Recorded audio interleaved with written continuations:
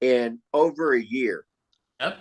But that's Wayne obviously was chit-chatting away. a passion project for Wayne. He really went into that PM3000 big time. That's amazing. Yeah. No sense. Oh, I Yep, think I that's was right. just determined. Chit-chatting away. Good chatting. Yeah. Better than slip sliding away. Somebody's listening to something, and we're getting some feedback somewhere. What frequency? It's the frequency, Yes, Kenneth. that's right. I don't know. I just want to say I'm going to be leaving soon, and I'll just wave goodbye to everybody. I'm going to have to do the same thing in about half an hour, but yeah. Where are you I off only to, David? came to say that I must be going. How was your Grammys gig or gig before Oh, the Grammys? wow. Talk about a gig. That was a great gig on so many levels, but not on the level I was on. Not the level I was on because, oh man, we did a sound check on Friday and it was okay. And then come the show on Saturday, I just couldn't get any level on his voice. And it was so disappointing because, I guess it was probably mostly due to the fact that the room was much louder with just background noise from people talking. There was so many people there, and so they're all celebrities and they're all important people and stuff. So they're all talking away while people are performing. And it was just, that Walla Walla was overwhelming. So Where was it was this? really tough. At the Beverly Hilton. The Clive And Davis. it was a benefit the final, for what? Oh. It was the Clive Oh, Davis okay. pre-Grammy party, and it was aside from our part of the show, it was pretty neat. It was pretty neat. Very, very good. Well, I'm sure he enjoyed it, and It was great for him. It was. I think the people in the audience thought it was great, but I was just absolutely. underwhelmed by our outcome. That's all. The thing is that you are into perfection. And that's one of the things that I've noticed. You don't think of it like that yourself, Kenny, that you think that but basically, all your I's have to be dotted and all your T's are crossed and you check and double check and you have redundancy and just to make sure that everything goes smooth. And that's what makes you a great engineer. Well, many if I things was that could if I go was wrong. better, I would have been able to make his voice get his voice louder. But he was in front of the PA, because they extend the stage. That room, right, Bruce? They extended the stage by 4 or 8 feet. So he's in front of the PA with the microphone. I can't, out of the, down at his chest, and he's talking quietly because he's old and he's doesn't have that much energy. And it was just, but I must say the Claire Brothers / Eighth Day Sound setup that we got was awesome. It was so great. They actually let us have our own separate consoles for me and Barry's monitor guy, whose name is Will. Me and Will had our own separate consoles, and we took feeds off the band on a separate split out of the splitter. It was fantastic what they did for us. Wow. And I felt really like, like I didn't come through with a very good sound in the end, which I was really disappointed about. But I'll bet I'm willing to bet dollars to donuts that you're overcritical of yourself, and I will bet everybody in that room thought he sounded great. I hope you're right. That's all I can say. I know. Well, I read the review in the Hollywood Reporter. It said Manilow outshines everyone. Yeah, right. Clive Davis. Not even close. No, Who was some were of the there other reviews of that artists show? Well, so here's the funny thing. Who are some of the other artists? Well, let's see. Let me look at the list. Did they put the Myers rig back in there? It has a Meyer rig. What do you mean? It was gone? Yeah, a year ago I did a show in there, and I was doing it with Dave Elliott, and we were. Oh, you know what it was? I think it was. Didn't we do Milken? And when I did the site survey and we did the scans for all the RF frequencies with Gary, they had taken the whole Myers rig down, and they were making some changes in it and doing some stuff, and interesting, and doing some stuff to the room to get ready for some award show. I don't know. Well, when we were there, what we heard from our mixed position was not what the people heard in the main part of the audience. So that was disappointing. Where were you? Could I stop where you did they guys put for you? 1 second? Can I stop you guys for 1 second? Go. I just need to say two things. One, welcome to Thinking Out Loud with Friends. This is our 245th meeting. And the last thing I want to say before I let you go back to what you're doing is everything you hear today is an opinion, so do your own research. Boom. Take it away, Kenny. So, we did they were, put you you know up where in the you know where that, triangle? no, you know where the House console is? We were, Yes. like 10 or 15 feet to the right of that. So I don't know is that what you call the triangle? What's the triangle? Well, to the right, there's a stairway, and then there's the top of the platform where a lot of times they put cameras along in there. To the left of there is the curve of that walkway, and then it leads either into the kitchen or into the triangle. We were in that center section, and there was a camera two cameras right next to us. One camera left of us and one camera right of us. Oh. So we were in that center section. But just all I'm saying is that upper level is not as well covered as the lower levels. Because So there is it some was- delays up in there, but I mean, Yeah, who generally- knows? I'm not sure if we, if our guys had control of that stuff. But here's who was on the show. It started with Harvey Mason talking because he's the main dude at Naris, right? And then Right. Jimmy Kimmel came out and talked, and then Clive Davis talked, and then Michael Bublé did a tribute to Quincy Jones, and then so he sang like a song or two. And then there was a Richard Perry video, and then Barry Manilow did his tribute to himself by doing Mandy, the same old version of Mandy, with the his 1975 version, singing along with his current version. And then he did a song called Once Before I Go, and then there was a Gladys Knight video. Then there was Doichi, and then there was Jimmy Kimmel talked again, Harvey Mason talked again. Then Post Malone performed, and then. Let's see, Harvey Mason talked again, and then Jody Gerson accepted an award, and then Joni Mitchell performed 2 songs, and then Shabuzi performed a song, Teddy Swims performed, Samara Joy, Benson Boone, and the show closed with Yolanda Adams doing a tribute to Whitney Houston. Wait. Did you say Joni Mitchell performed? Yeah, 2 songs. Yeah. And what did you think of the Joni Mitchell performance? Well, you saw her on the Fire Aid, right? Yes, I saw her on Fire Aid. Fire Aid was amazing. 6 hours. I watched it for 6 hours. I donated $200 during the Good show. for you. Which Wow, is good something, for them.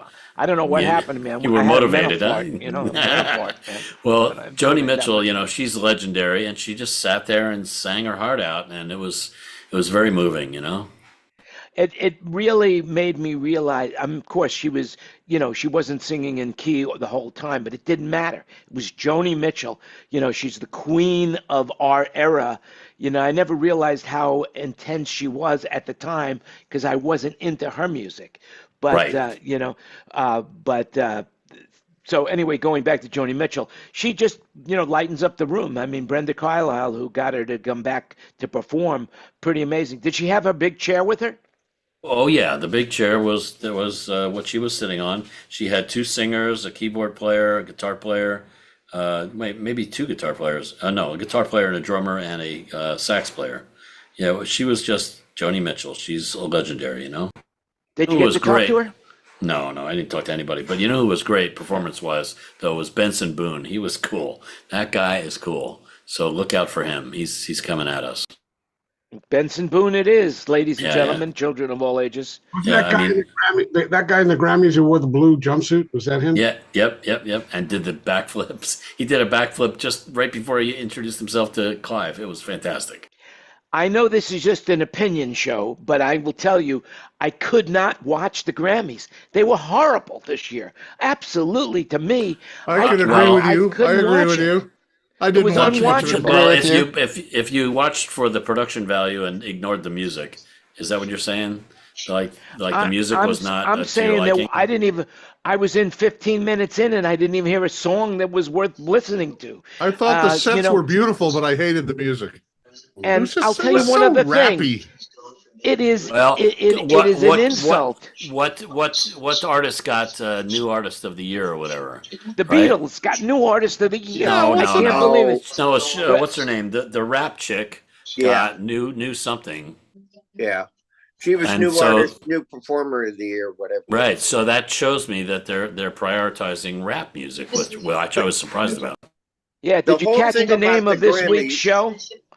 55 years after. Unbelievable. It really upset me that the Beatles won an award. I mean, I love the Beatles. Now and then, 50 guys, 2 of them are already dead. The rest of those guys are in their 90s. The Whatever. whole thing about the Grammy Awards Wow. The whole thing about the Grammy Awards, it's about the business now, not about the music. Well, how am I supposed to work? You know. No, So I thought the production levels on that show, including the choreography and the number yeah, of dancers that they good. Now, here's a question for you, David. Do you think it was the same set of dancers with all those different performers? I was wondering about that. Usually each set of dancers are individual, but There were so many of them. I'm like, wow, you know? I was wondering if they had dual duty and triple duty. That was what I was wondering. Anyway, so you wondered the same thing. Interesting. As much as you didn't like the songs, there were very few rap songs on that performance because Beyonce is a country star now as well. There were a lot more songs that were songs instead of raps on that. By the way, even she's going on her Cowboy Carter tour. She just announced her dates on that. So yeah, And there was a lot of people upset that she won country because no one. I honestly will say I've never heard that song that her country song. I don't think anybody's heard because they're like no one plays it on the radio, so they don't know how she won it. Well, you know, 'Cause that's it's narrows political. for you. Garbage. well, that's my point. The Beatles now and then winning, the album of the year or some shit like that. It's insane. It's insane. why? Well, because first of all, it's AI. That's number one, if nothing else. And second of all, they're not alive. And they haven't been alive for, the but Beatles broke up 55 years ago. But they were alive when they laid the tracks down. So, and it was not as guy, but it was them. It was Gilles and Ringo and Paul sitting there making it sound right. So I'm okay with that. Wait, but John did that. That was started as a John demo, didn't it? On a cassette. And Right. they had to make it sound right off of an old cassette. And they did. That's where the AI came in. It was able to pull the voices out and separate and make separate tracks for everything. Well, the question is now, are they able to get royalties for that? Because AI, you're not entitled to royalties. That's not true. Wait, AI, depends on what kind of AI you're talking about. if somebody existed, they get royalties. If AI is completely fabricated, they don't. That's the rule. And you're sure of that? I read about it. Doesn't matter. It's an opinion. I love it. Go for it. Go for it. Wrong. What do you got, Kenny? What is that? It's not going to work. Just a picture of me and Neil Portnow. You know who Neil Portnow is? Yeah. Show it. It's not going to work very well, but Is that Barstool? All right. He's looking old too. All of these people I know are looking So old. he gave me his card, David. He has a studio. He's a partner in a studio in Burbank called Evergreen Studios. You've probably heard of it. Oh yeah, Artie Oh Butler. yeah. That was Artie what?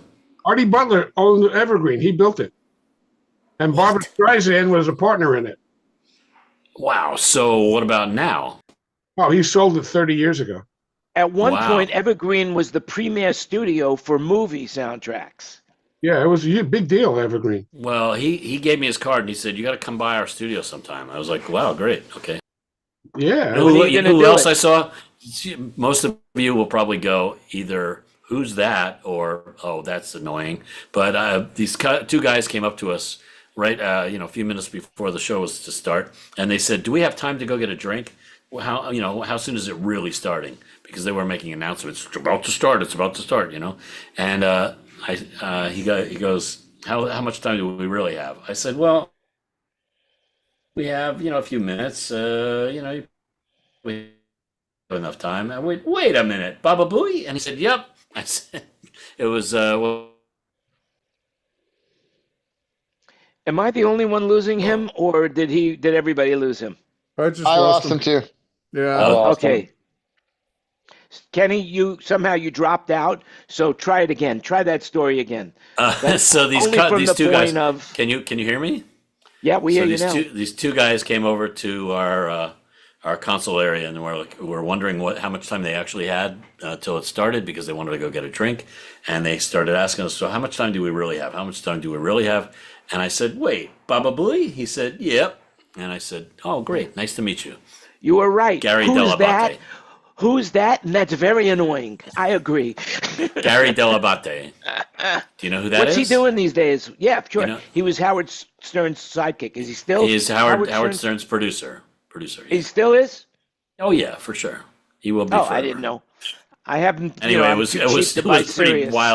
wild to ask. To meet this guy right up close like that. That was funny.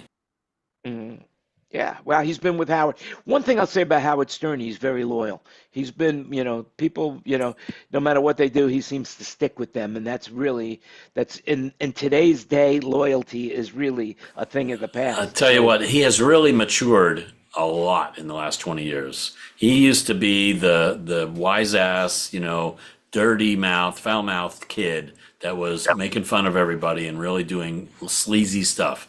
He has matured by a large amount, and his interviews with people are very insightful because he draws things out of those people that he's interviewing that nobody else does. So when you listen to an you're interview talking with about him, Howard Stern, right? right. When you listen to an interview, yeah.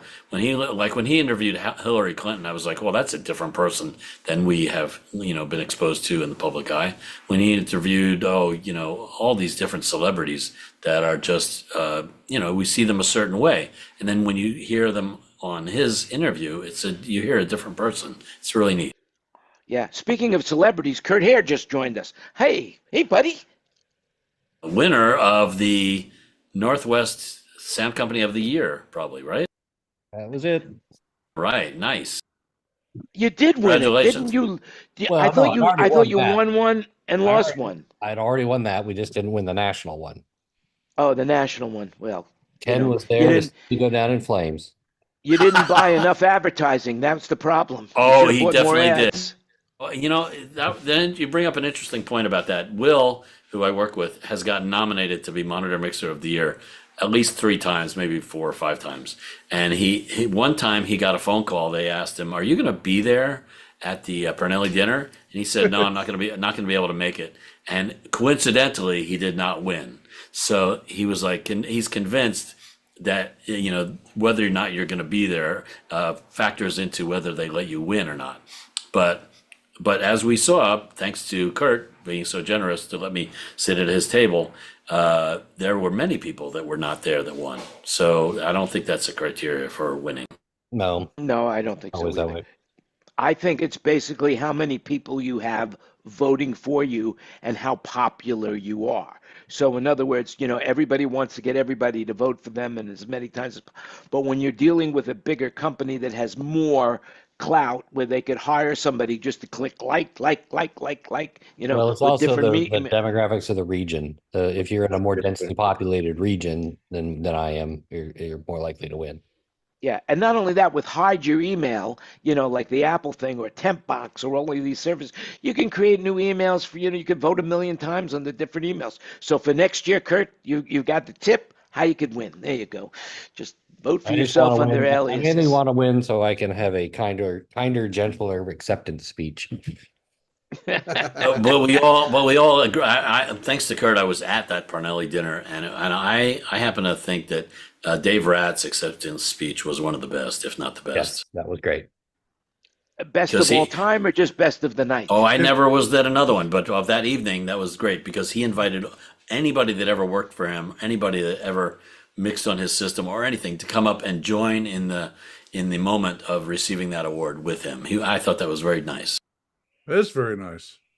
Yeah, it was a good speech. I've been to a bunch of these, and that was one of the best acceptance speeches I've ever seen. Now, did they introduce him as Dave Ratt or Dave Levine? Dave Ratt. Is his last name really Levine? Yeah. Yeah. Oh, I didn't know that. It's actually RAT is an acronym, is it not? Levinskowitz. Okay. So and RAT is an acronym for something, isn't it?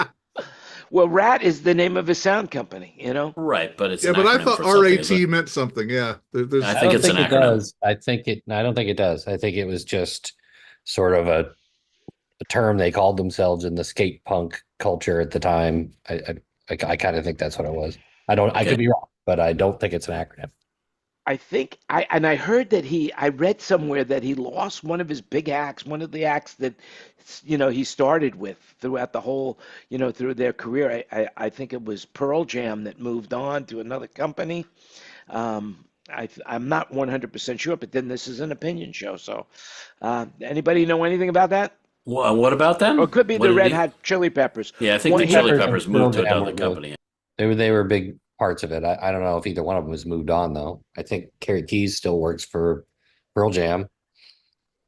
I think the Chili Peppers are a Claire act now, aren't they? Yeah. Kurt? Well, there was Sully. Sully's doing them.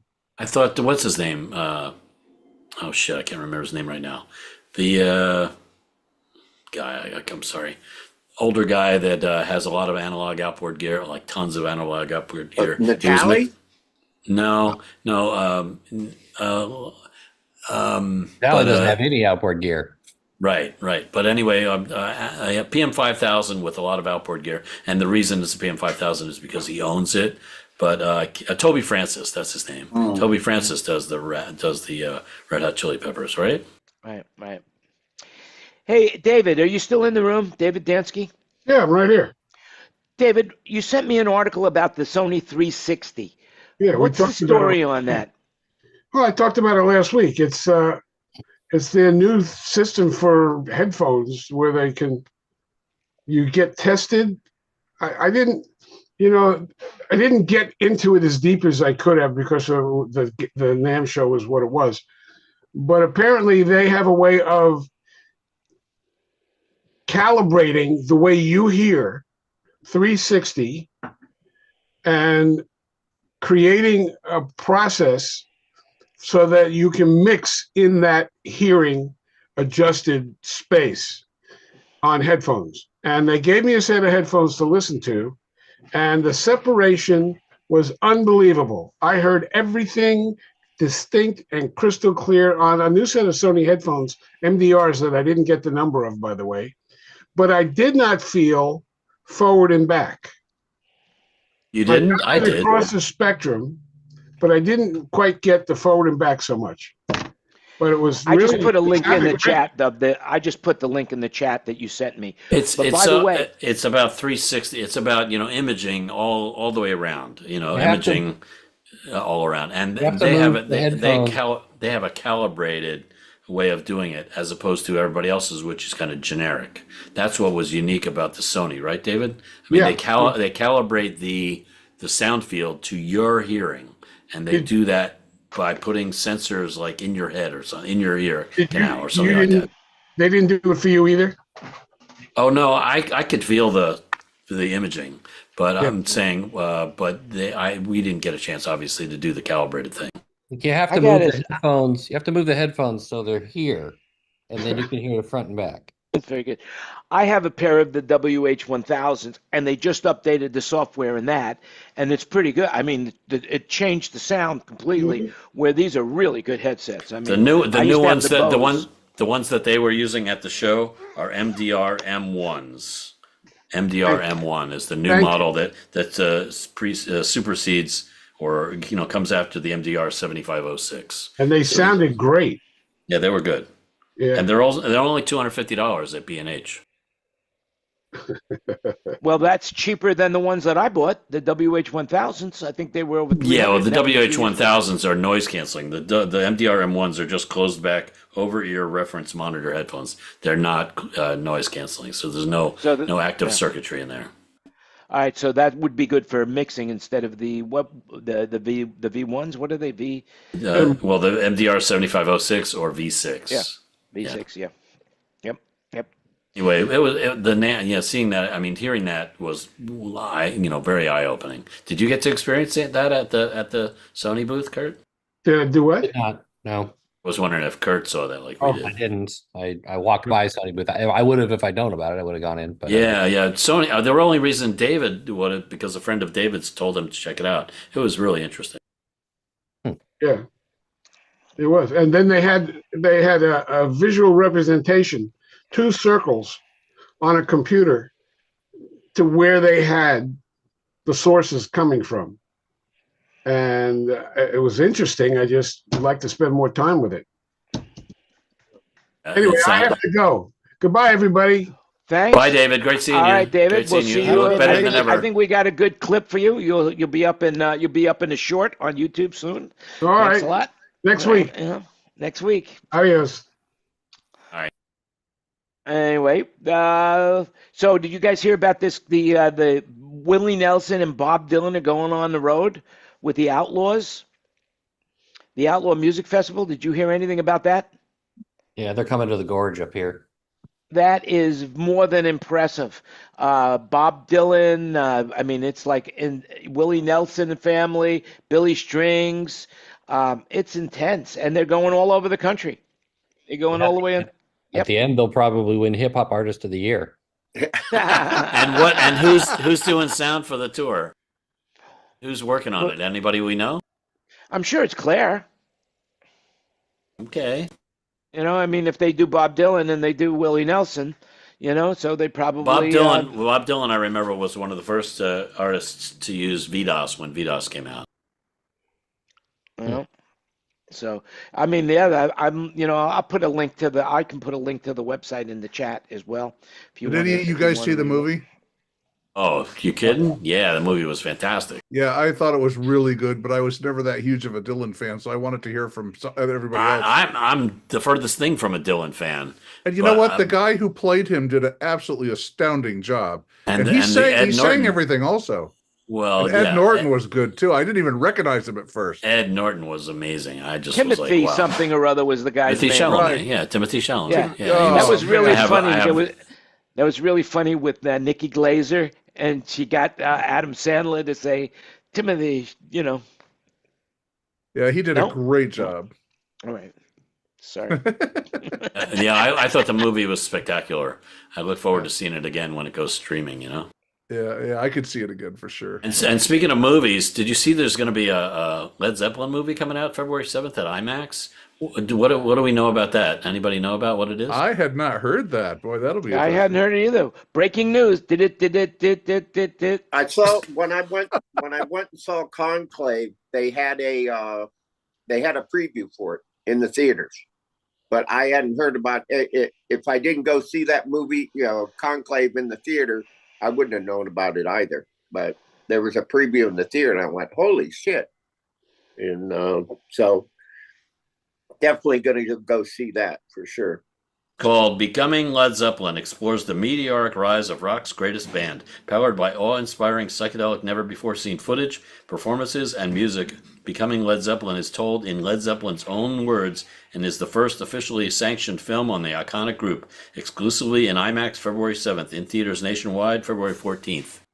Wow. There you go. Breaking here. You haven't heard it before. You heard it now. There you go. It's all new to you. Yeah, anyway, Talking Heads did one too, a movie about their history and stuff. It was pretty good. It reminded me of a lot of their old stuff on stage.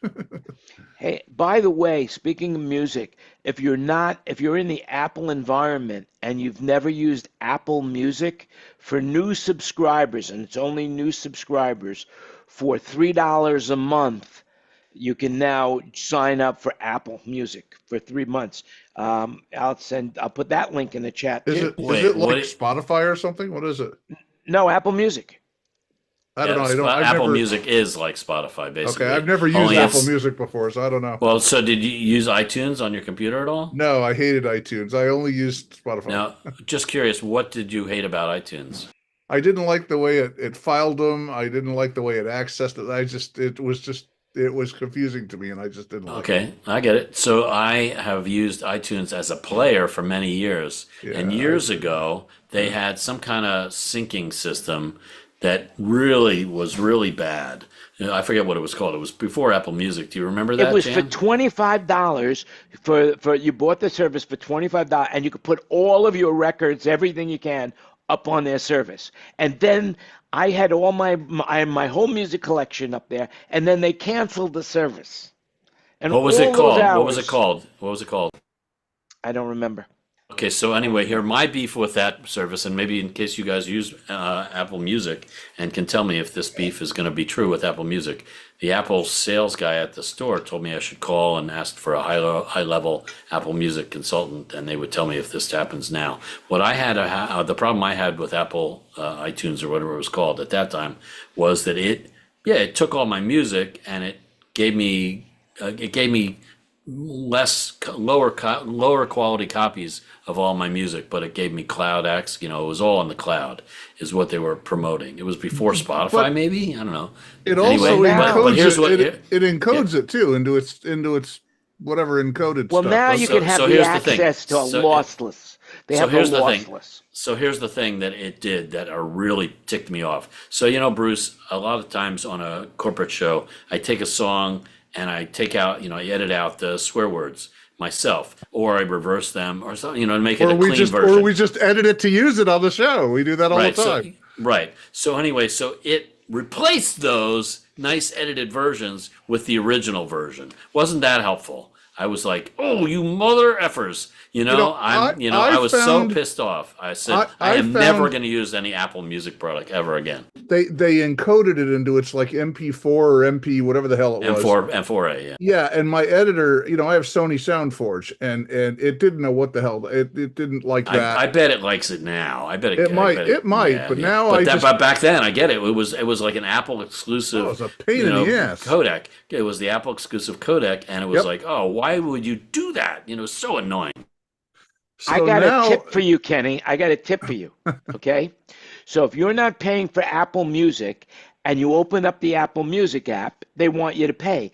But there is the ability, if you go into your settings and it's really hidden, and it's called hidden purchases. So anything that you had bought from them is still available. And I went to the hidden purchases and I put them all back on my phone. So now I have all my music from years and years ago. Oh, I have 100,000 tunes on my computers, but the point is that I don't want them messing with my tracks. I just want to leave my tracks intact the way they are. Leave my tracks alone, Right. And also now, since Spotify, I have Spotify Professional, which is like $9 a month, and they don't do commercials. And so all my corporate clients, when we talk about the show that's coming up, I usually tell them, get your kids to pick out, a run of walk-in music on Spotify and send me the email link. And then I got a great link of walk-in music, and 99% of the shows that I use, I run Spotify for walk-in. It's usually client-picked stuff. And then how here's the question about that is, do you download it before the show? I usually do. Not running off internet? Yes. So if I'm not running off the internet. All right. Well, let's say here's a tip for those of us that like to have the actual files, because you have the files somewhere in your computer, but Spotify doesn't show them to you. It just shows you that they're downloaded, right? Well, if they want certain tunes for play-ons, then what I do is I have a YouTube Ripper that was like $30 or something, and it works great. And is it in real time, or is it in? It's in real time, and it's so that means you got no. It rips really quickly in like 7 or 8 seconds. So what happens? Downy, if you have a Downy. That's not the one I have. The one I have is called Ripper. It's called Clip Grab. Yeah. And what I'll do is somebody will come up to me, my production person will say, the next presenter wants this for a play-on tune. So, find it and do whatever you do to it. So my Mac that's always sitting next to me, I go to YouTube, I find the tune and I put it in Ripper, and 5 seconds later it's an MP3, 320 or a WAV, whatever I decide at the time. Mm-hmm. And then I bring it over to my show computer, which has the editor on it, and I clip it at the spot where it would make a really good play on. And 2 seconds later, 5 minutes later, it's loaded and ready to go. And at the end of this guy's speech, we introduce the next guy, and I play him on with that tune. And he usually has. And I'm the hero because I do that all the time. So wait. So let's back up. The producer of the show pays NASA. They pay NARIS their fees. I don't want to know anything about that. No, it's not NARIS. It's not NARIS. It's a BMI and ASCAP. Yeah. They pay that fee. So here's the question: do you have a YouTube subscription? I don't have a YouTube subscription. And you're able to use that clip grab with that. Really, that's cool. Yep. Let me tell you what I was going to tell you before you told me all the cool I know. stuff. I'm sorry. I interrupted you. I'm sorry. No, that's all right. What I was going to tell you was that I use Spotify. I like Spotify, and it's a great player, and I love the playlists, and I love. Yes. I don't like not having access to the actual files though. So if somebody gives me a playlist, if in enough time, I use an app called Sidify. And with Sidify, it allows me to download, just like your clip grab, all the tracks in the playlist. I put them all in the same order that they're in on the playlist, and I play them with my other player. Excuse me? From Spotify, yes. Oh, isn't that interesting? Sidify, yeah, it's Sidify. It's sort of like based in Russia or something. It's very against Spotify rules. In fact, hold on. Stop talking about it then. It's an opinion. I know you're making this up. I know you're not telling This will be the last show this will be the last Zoom we ever do because he's going to get busted. No, this is an opinion show. We're bullshitting each other like crazy. It's all right. There's no such thing as that app, and he doesn't do that. He doesn't do that. And it's only an opinion. It's only an opinion. Yeah, it's an opinion. It's not real. How do you How do you spell that app? Show will be Clip grab, CLIPGRAB. That's what it is, yes, sir. Yeah, I'm gonna check that one out because that sounds a lot more up, on the up and up. It's very simple and it works really well. And it's Mac based because you were saying. I like Downey. Yep. I like Downey. What's Downey? What does Downey do? Downey does the same. Downey's amazing. By the way, does it allow you to download videos? Is my question. Absolutely. Oh, okay, and with or without a YouTube subscription, you have a YouTube subscription, don't you?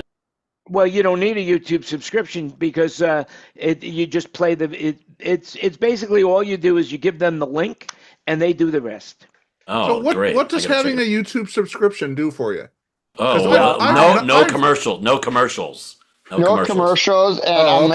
unlimited access. Hey, Josh, what's going on, man? Where did you come from? But once I start the track, if I'm listening to music, it doesn't throw a commercial in the middle of the tune. If you're doing music, I that's a different story because I've never done just music on YouTube. I do videos on YouTube.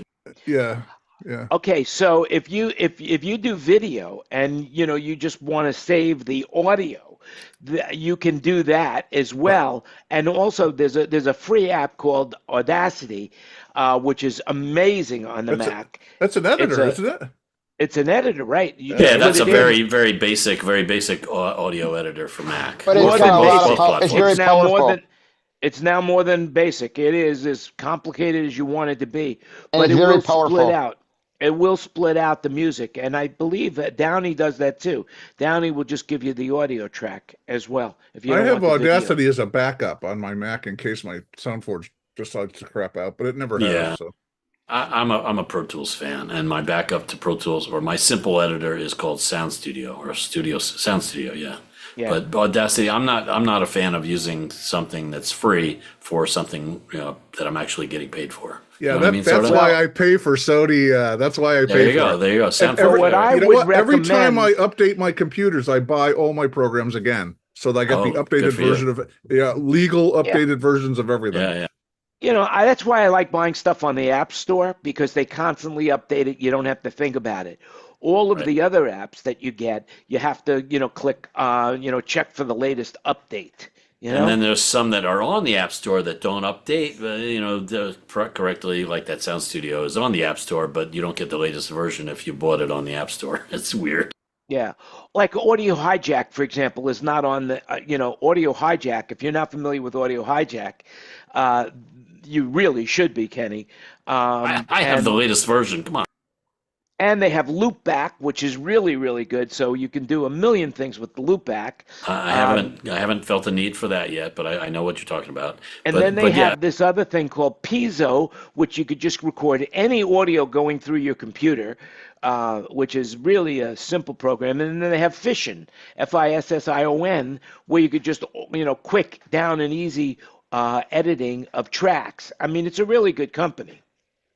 That's Rogue Omega, right? Rogue Omega, yeah. Right. So I have another app. Speaking of great apps that they have, what's it called? It's called, where is it? It's called Sound Source. It's called Sound Source. Oh my God, do I love that? Do you have that? Why? I took it off my computer because what I found is because that way you could route any audio you want to the output. So, but I found that it was some apps that I was using made it very difficult. But I bought it and I just haven't used it on the new computer. Oh, I just love it. I'm using that it. is Really? That's really good. But on that note, I really got to go. My dog is like ready to kill me because it's not being fed. So I gotta go feed the puppy. And so great seeing you all. Great seeing you all in person. Thanks for those great stories about the being 3000, Wayne. Just one thing before you go. If there's anything that's really good and funny or whatever humorous, I bought this app called Opus, and what I do is I download the show to Opus, or upload the show to Opus, and Opus then automatically using AI analyzes the whole show and picks out 30-second clips that I could post for up to YouTube and whatever. And so far, it's working really, really well. Be sure and post that clip about the app that I use to rip songs from Spotify. Yeah, that's something I wish I could take off the air, but that you were just making that up. I know you were just false, totally false. Yeah, just total bullshit. I can't believe there's a guy named what's the guy's name? The programmer in Vegas. Bob Lentini. Bob Lentini made that program. Yeah, that's it. Bob Lentini. Do you know Bob Lentini, Jan? Yes, I do know Bob. Yeah, yes. So it's a Bob Lentini program. Because he invented SAW. You must have heard of SAW, right? Yes, I did. So Bob Lentini's got an app called Sidious? No. I'm just kidding. Oh, but I'm saying we could say that because it's an opinion. Yeah. Do me a favor before you leave the show. Throw me the link on that app, the Sidious app. If it does exist. I'll be sure and send it to you. No, seriously. On the chat, you mean? On the chat? On the chat? It's insidious, not Sidious, insidious, By the way, how's your family members doing? Because you and I was going to be one of your family members on Spotify, But that's what I like about Spotify. Spotify allows you to share playlists. I don't think YouTube is at that point yet of YouTube Music. I don't think they've done it yet. Yeah, there's so many things about Spotify that are worth it. That's why, the fact that I can control it from an iPad or a phone, even though the music's actually playing on a computer somewhere else, it's amazing. Spotify has got it going on. If only they would pay the artists, the creators, more money. Oh, come on. I just read they played something like billions of dollars. That's great. They should be spending trillions then, because they are not spending enough per creator. It's great overall, but considering that one creator has to have 1 million streams of a song that they wrote in order to get like $3, it's something ridiculous like that. 1 million. What's 1 million streams amongst friends now? Nothing. No, not $3. $3,000. You get $3,000 for 1 million streams, and 1 million streams. If your song has been played 1 million times, that's pretty noticeable if you ask me, but you only get $3,000. That needs to double, okay? They just need to double they need to have their profits so that they can send double the amount to the creators, because the creators are getting screwed, and we are going to end up in a world with no creators because there's nothing in it for them except if they go out and do That's do $250 a ticket for. Yeah, right. Yeah. Not only that, look, the way the artists are making money is touring and making merchandise sales. Because basically you could say to the artist, hey, you're buying a hat for 50 cents from China and you're selling for $45? What the fuck? Well, they have to make some money because they're not getting it from record sales. Yeah, they don't sell their albums anymore. Yeah, all their music's free. So the music is just free, fair game, and it's just a sin because it's not inspiring people to create. It used to be that if you had a hit song, you could be a rich person. They might have trouble tracking the unique playback because all of them sound the same. Nice one, Kurt. God, he was being I put the link. I put the link to that app in the chat, so you guys can check it out. It's a fake app that Bob Lentini wrote.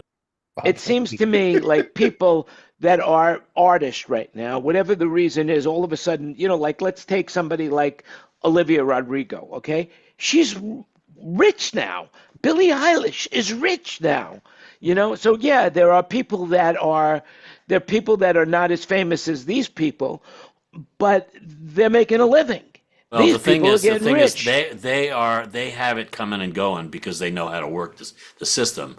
But for the average, creator that's writing a song and trying to get it played, and it is a good song and it gets played and so forth, they don't get enough for it because you're talking about the cream of the crop. You're talking about the Taylor Swift level of people. Taylor Swift is a billionaire because she gets out and does all these things and writes the songs and has a million, millions of fans and so forth. Keeps control of everything too. Yeah, so if you got it going on, yes, you could be Taylor Swift, but that's very unique. There's like one in 100,000 creators that can be like that, is my estimation. That's just an opinion, of course, because I wonder know if she's nothing going to about do. it. The way you just said it. I'm just wondering if she's going to cover, that Barry Manilow tune. I write the songs. There you go. Because not even close. It's not. Barry Manilow didn't write it, so he doesn't make any money from that. So he makes performance rights, right? If his recording of that song plays, he probably makes a penny, not quite a penny for each stream, but one third of a penny for each stream or something like that. By the way, write that song? No. No, Bruce Johnson from the Beach Boys wrote it. I did not know that. How about that? Yeah, that's music see trivia that video? 101. Did you see the video of his apartment in Las Vegas at the Westgate? Yeah, David showed it to me. Yeah, well, I've been there, because they every year. It used to be every year. Now it's every once in a while. They invite us up there to go to a party or something. So I've seen some parts of that. Yeah, it's actually. I'm surprised they didn't say anything about it being Elvis's suite, because that's really what it is. It's Elvis's suite. Do they still have the bullet holes in the wall? That's a good question. I don't know. From what? From Elvis. Elvis, did he shoot? Yeah, really? He was shooting stuff in the room. He shot out the TV, that kind of stuff. To shoot the TV. Wow. Does he live there at the Westgate when he's not playing the Westgate? No. Elvis? No, Elvis left the building. Okay. No, but get this, just so you can sympathize with me. You can play your little miniature violins for me. We are going there next week, and we play. Well, we rehearse. No, we load in on Wednesday, rehearse on Thursday, play a show Thursday night, Friday night, Saturday night, and then Sunday, Monday, Tuesday, and Wednesday. What are we doing all day? Rehearsing all day, 8 hours a day, all 4 days. Yeah, just so you can try out some different songs. Songs that he hasn't done in a while or something. It's going to be hell because he loves to, rehearse, and rehearsing can be very tedious, as you know. That's his favorite thing to do. So good for him, that he gets time to do it. What else is he going to do with his life right now? Look, the guy's 87, Oh, no, he's like 82. But anyway, the point is we're going to be in rehearsal hell for 4 days. It's going to be great. So listen, have a fun week, you guys. I will probably not see you next week. Yeah, take care, Ken. Thanks. Have a good one. Bye. Hey, listen, guys. So let's say goodbye to the world, and let's talk about whatever we want to talk about that we can't talk about on the air, even though it seems like we're talking about anything on the air anyway. So that's all there is to it. What can I say? Tune in, or don't tune in, or tune out, but come into the room. This is a good chat today. Yeah, it's always good. It's always you guys are smart and funny and intellectual and yet down to earth. And that's what I like about this group. And that's why I wake up early in the morning to do this. Otherwise I'd be sleeping in, because I'm a millionaire. I don't need this shit. What the hell? What time is it there? What time is it now? Now it is 8:55. AM or PM? AM, the morning. AM? See, morning AM. Yeah, I was just making sure that I was hearing that right. Okay. Yeah. I mean, look, I'm working at night because I work the U.S. time zone. I work East Coast time. I work from 5 a.m. to 12 midnight sometimes. Last 2 nights this week, or 1 night this week, I had to work till 3 in the morning, which I hated. But I'm telling you, life is not what you make it. Life is what you make it. There you go. Life is what you make it. So there you have it. So with that in mind, goodbye, everybody. Or as friends say, see you later. Happy trails if Roy Rogers was here. For those people who know who Roy Rogers are, Anyway, remember, everything you heard today was complete bullshit. So don't believe a word you heard. Nothing is true. Especially today. It's a figment of your imagination. I swear. It's a figment of your imagination. This whole show is a figment of my imagination. I know, I'm not even sure I'm still alive. I might not be here. But whatever, you will be next week for our 246th meeting. Remember, you make it happen. Have a great week, everybody. Have a great week. And until then, everybody can say goodbye. Wave goodbye to friends. See you later. Wai pokin mai, as they say in Thailand.